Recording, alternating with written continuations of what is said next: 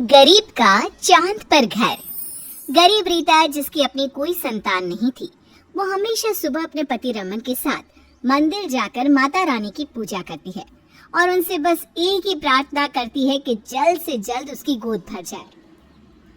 हे माता रानी, आखिर मुझसे ऐसी कौन सी भूल हो गई जो अब तक मेरी अपनी खुद की संतान नहीं हुई।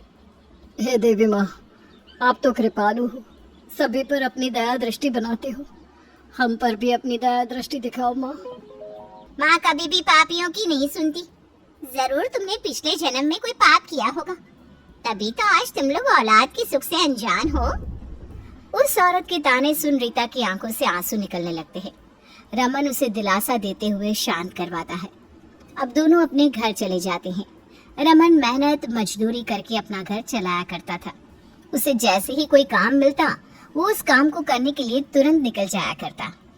रीता, मैं शाम को आऊंगा, पर तब तक तुम अपना ख्याल रखना और किसी की बातों पर ध्यान देने की जरूरत नहीं है। माता रानी है ना हमारे साथ। पर रीता का मन नहीं मानता। वो अब भी इसी ख्याल में रहती है कि आखिर उसे माँ बनने का सुख कब मिलेगा, और यही सोचते सोचते वो सो जाती है। माँ उठो, उठो ना माँ, मुझे बहुत भूख लगी है। तुमने मुझे माँ बोला? तुम मेरे बेटे हो? हाँ माँ, मैं तुम्हारा ही बेटा हूँ और तुम ही मेरी माँ हो। अब और कितने सवाल करोगी? पता नहीं आज आपको क्या हो गया है। अब जल्दी से खाना दो ना, बहुत भूख लगी है। रीता अपने बच्चे को अपने हाथों से खाना खिलाती है, उसे खूब लाड करती है। तभी रीता के कान में आवाज आती है, मारो इस बदमाश बच्चे को, ये बच्ची चोर है, इसी ने मेरे घर से पैसे चुराए हैं, मारो इसे। आवाज सुनकर रीता की आंख एकदम से खुलती है। वो देखती है कि अब तक वो जिस बच्चे को खिला रही थी वो सिर्फ उसका एक सपना था। रीता बाहर जाती है और देखती है कि गांव के कुछ लोग एक छोटी सी बच्ची के पीछे पड़े हैं। बोल, तुझे चोरी करने किसने सिखाई? चल निकाल, तूने जो भी चोरी किया है सब निकाल।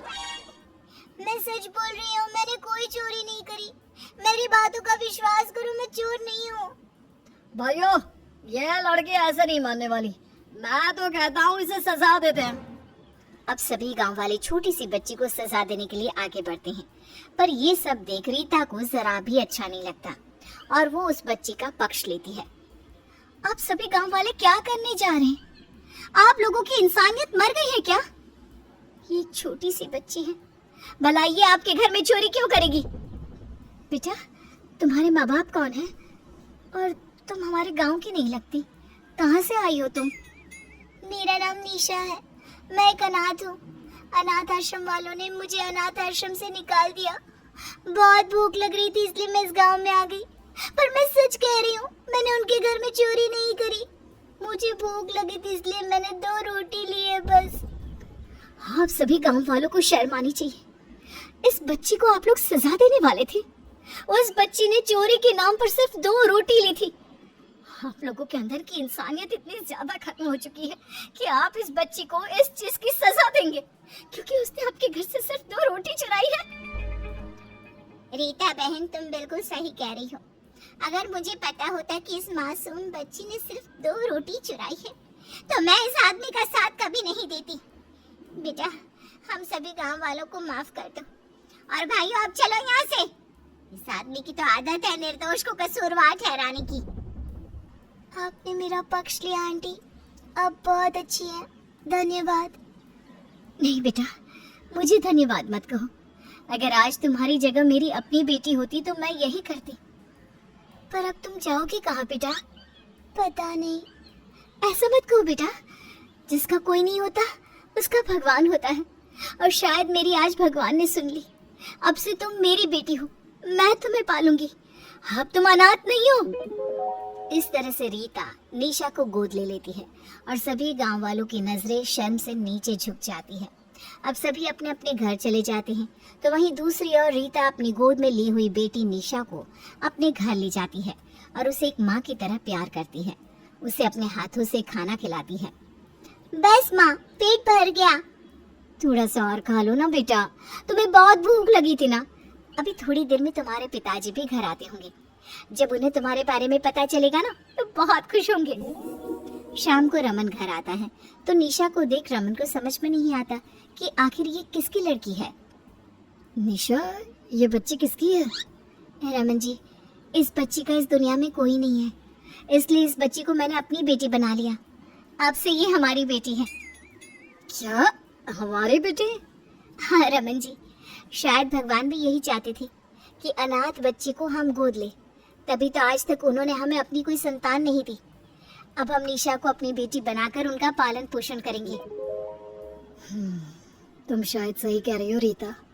अब मैं दुगनी मेहनत करूंगा, दिन रात मेहनत करूंगा और अपनी इस बेटी का बहुत अच्छे से ख्याल रखूंगा। इसे खूब पढ़ाऊंगा लिखाऊंगा। इस तरह से अब रमन और रीता दोनों ही निशा की परवरिश करते हैं और उसे स्कूल भी भेजते हैं। ऐसे ही एक दिन स्कूल से आकर, माँ आपको पता है हमें दुनिया में बहुत तरक्की करनी है, हमारा देश बहुत आगे बढ़ चुका है। अच्छा? हाँ माँ, अब तो लोग पृथ्वी से चांद पर जाकर रह रहे हैं। माँ मुझे भी चांद पर रहना है, हम लोग भी चांद पर अपना घर बनाकर रहेंगे। अरे बेटा, हम गरीब लोग हैं, हम कभी चांद पर नहीं जा सकते। चांद पर तो सिर्फ अमीर लोग ही घर लेते हैं। रीता उसे बहुत समझाती है, पर निशा के दिमाग में चांद की बात घर कर चुकी थी। अब तो उसे चांद पर जाना था और चांद पर ही अपना घर बनाकर रहना था। इसलिए रीता चांद के बारे में बहुत सारी तहकीकात करने लगती है और अपनी पढ़ाई पर खूब ध्यान देती है। निशा बेटा, बहुत रात हो चुकी है, थोड़ी देर सो जाओ ना। नहीं माँ, अगर आज मैं सो गई तो हम कभी चांद पर नहीं जा पाएंगे। मुझे अपना सपना पूरा करना है और आपकी बात को झूठा साबित करना है कि गरीब लोग चांद पर नहीं जा सकते। समय यूं ही बीतता है। देखते ही देखते निशा बड़ी हो जाती है और एक साइंटिस्ट बन जाती है। माँ, मैंने आपसे कहा था ना, एक दिन हम लोग भी चांद पर जाएंगे और वहीं पर अपना घर बनाकर रहेंगे। अब बहुत जल्द वो दिन आ चुका है। पर बेटा, चांद पर घर?